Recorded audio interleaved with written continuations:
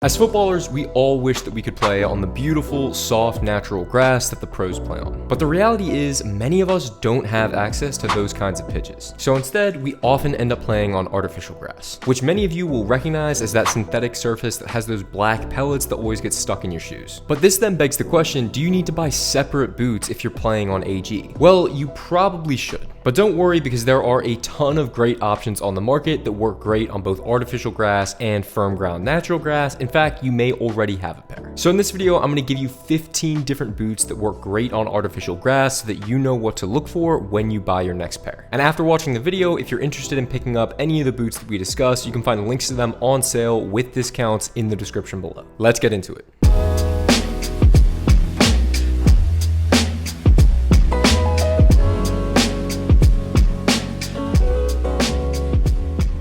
So one of the first things you should know when looking for a new pair of boots to use on artificial grass is that pretty much any football boot that's suitable for use on artificial grass is also going to be a good option for use on firm ground natural grass. In fact, there was a time a few years ago when Neymar was at Barcelona and he actually preferred using the AG sole plate on his Nike Mercurials compared to the FG stud pattern. The only thing you should take note of is that an AG sole plate is usually going to be not quite as aggressive as an FG sole plate that has bladed chevrons. But for most players, they're going to give you more than enough traction. Now you may be asking, why would you want a football boot with a less aggressive sole plate when you're playing on artificial grass? And the simple reason is too much traction when you're on an artificial grass pitch can actually be a bad thing. Because unlike natural grass where boots with really sharp studs could pierce into the surface and then come out clean, if you have really sharp bladed studs on an artificial pitch, they could actually pierce through the material and your foot could end up getting caught. And having too much rotational traction on those synthetic pitches can lead to a slight increased injury risk in terms of your ankles and knees. So with that in mind, there's really two different kind of boots you want to look for when picking up models for artificial grass. The first would be FG football boots that have rounded conical studs, and the second would be designated artificial grass football boots. And when it comes to FG boots that have conical studs, there are a lot to choose from, so let's quickly go over those now. First up, you got the Nike Premier 3, an absolutely iconic football boot. It's one of the most affordable models in Nike's line. It's also the only football boot they still have that's made of leather. And similar to all the other boots in this FG category, they have short, rounded conical studs. Next up, we have the Copa Gloro 2 from Adidas. This is another leather football boot similar to the Premier 3.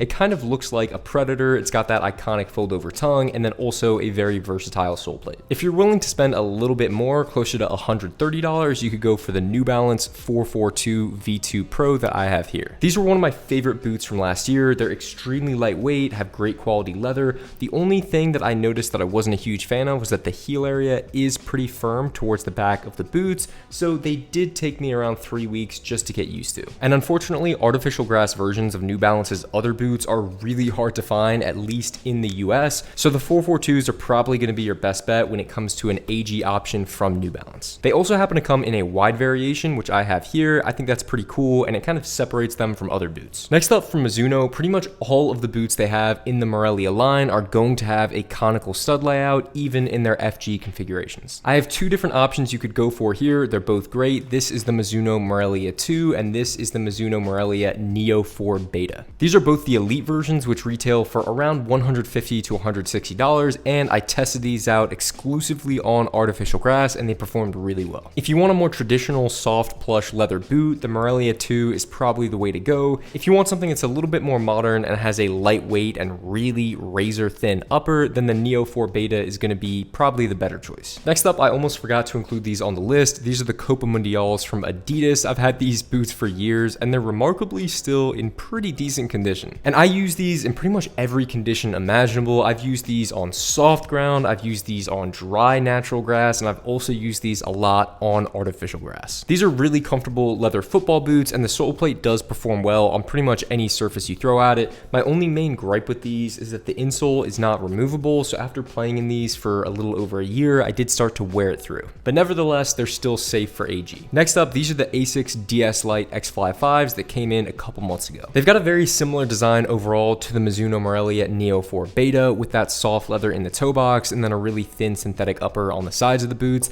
I was actually really impressed with the sole plate on these though, because from a distance, it just looks like a simple conical stud layout. But if you look a little bit closer, each of the studs just has these small indentations on the side, which gives them a little bit more bite in the ground. So they they strike a really good balance by giving you enough grip for artificial grass, but they're not over the top. Depending on the market you're in, these can be kind of hard to find, but if you look online and you're able to get a pair, they're really great. And then lastly, another one of my go-to boots that I use often on artificial grass, that's the Adler Horenzos. Now, Adler's a smaller Japanese company. They've only got 4 models to choose from, and I believe most of them are just kangaroo leather football boots with different variations, but pretty much all of them have a similar stud layout with this conical design. The traction on these is great for AG, but in my opinion, the real star of the show is the fact that this sole plate is actually stitched along the perimeter to the upper here, which just really improves the durability and helps prevent sole separation. So if you have any of those FG boots that we just discussed, just know that you are safe if you want to go use them on artificial grass. And for any that I didn't mention, this same idea applies to any football boots that are gonna have those shorter, rounder conical studs. Next up, let's talk about AG specific boots. So starting off, if you're a fan of Nike, you're in luck because their AG variations are actually really easy to get. Whether you're interested in the Tiempo Legend 10, the Phantom GX2, or the Vapor 16,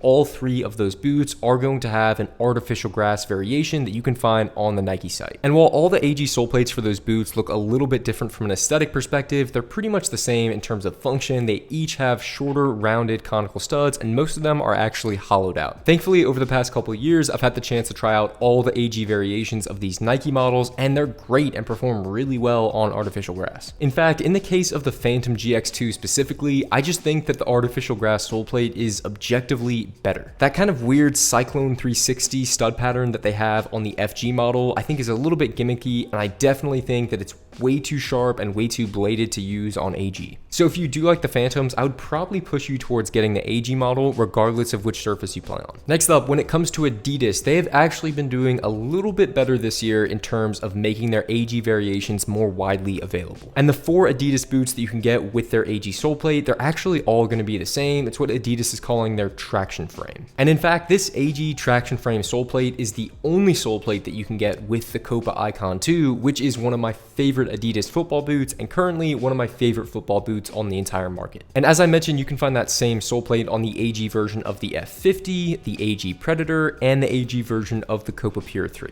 I've tested out the sole plate on artificial grass multiple times. I think it performs really well. It's overall pretty simple. It's predominantly conical studs, and then there's just a small portion where you're going to have 4 slightly more angular studs, but they're still rounded overall and they don't provide too much aggression. The only weird thing is with Adidas is that the standard version of the Copa Pure 3 also has predominantly conical studs with some slight angled studs towards the middle here, but they're also pretty smooth and rounded off towards the sides. So whether you get the Copa Pure 3 in the standard or the AG variation, they're pretty similar, and I think you can use both of them on artificial grass. So if you're a fan of Nike or Adidas, as I just mentioned, it's actually really easy to get AG variations of all their models. Now, when it comes to Puma, they're a little bit odd in how they do this because they label pretty much all of their football boots as FG/AG. And this would seem to imply that you can use their boots on firm ground and artificial grass interchangeably, but I found that that's not necessarily the case because a lot of their FG/AG stud patterns are just a little bit too aggressive for what I would want to use on artificial grass. But if you can find it, Puma does have an MG stud pattern, which stands for multi-ground, that's actually really good, and I wish it was more widely available. Basically, the MG stud pattern is going to have a higher concentration of only conical studs that's going to provide really even pressure distribution, and it's going to be great for use on AG. I believe that they're more widely available in Europe, but you can find them in the US, but you just have to shop online. So if you're a fan of the Puma Future, the Puma Ultimate, or the Puma King, I would recommend checking out those MG versions. And finally, we're rounding things out at Mizuno, because not only are most of their FG versions pretty great on artificial grass, but they also have their own separate AG sole plate. Now you can find Mizuno's AG sole plate on the Neo 4 Beta, the Mizuno Morelia 2, as well as the Mizuno Alpha. And for the most part, their AG sole plate is really similar to the FG one that I have here, but they're just going to have a higher concentration of conical studs that are more evenly spread out. This is just going to help slightly reduce rotational traction and even out the stud pressure that you may experience on a firmer surface. Well, it feels like we just went over a ton of boots in a pretty short amount of time. But just to give you an overall summary, all of the boots that we just went over, you should feel comfortable using on artificial grass. And if you do want to get a pair of boots that's going to be reliable and safe for any conditions that you may end up playing on, I think any one of these is going to be a pretty solid option. If you guys have enjoyed the video, please leave a like and subscribe to the channel. It really helps me out. Thank you so much for watching, and I will see you in the next one.